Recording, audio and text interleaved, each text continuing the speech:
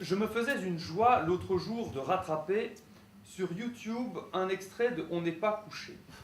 L'ami Laurent Ruquier et ses fidèles compagnons recevaient pour une fois 2 slameurs de renom. À gauche, Malade, grand corps. À droite, Malik, Abdal. Tout annonçait un vrai feu d'artifice verbal. Mais c'était sans compter sur un certain Zemmour, arrogant chroniqueur critiquant sans détour. Or, l'art de la critique lui-même est difficile, trop pour qu'elle soit confiée à ce genre d'imbécile qui, costard sur costard, pense devoir tailler, ne démontrant par là que sa médiocrité. C'est aujourd'hui, Zemmour, votre heure qui a sonné.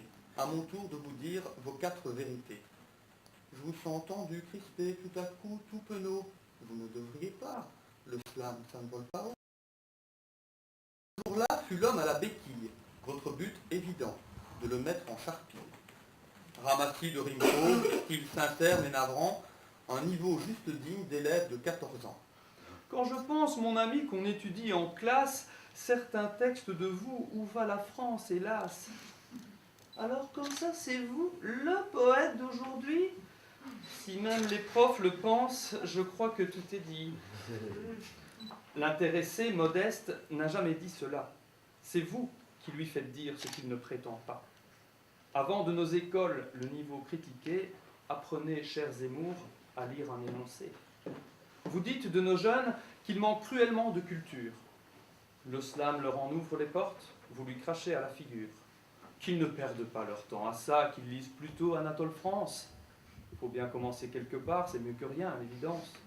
Dire « la banlieue a du talent », vous trouvez ça démagogique.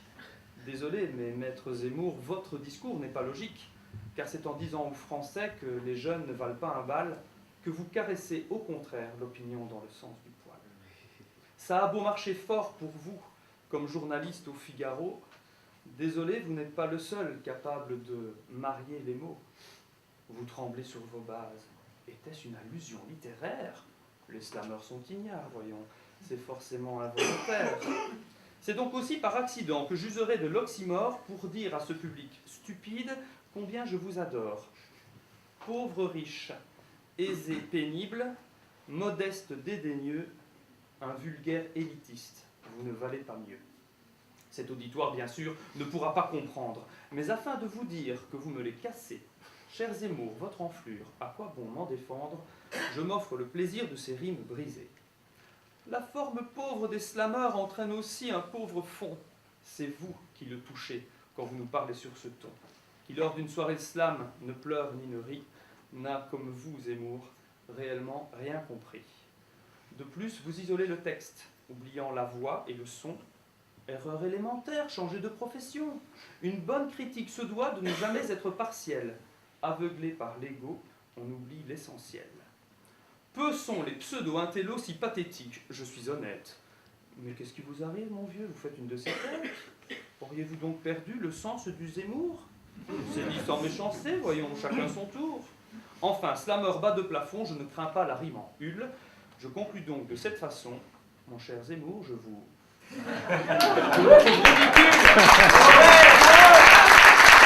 Bravo!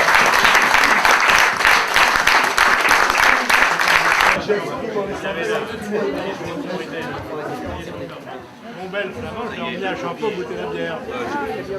Oui, parce que c'est mis méthode belge.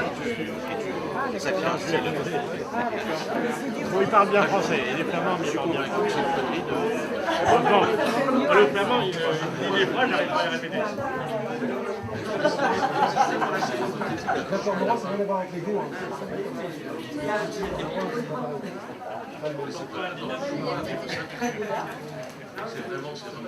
Cheese! Slam! Il y a 3 appareils photo. Caméra.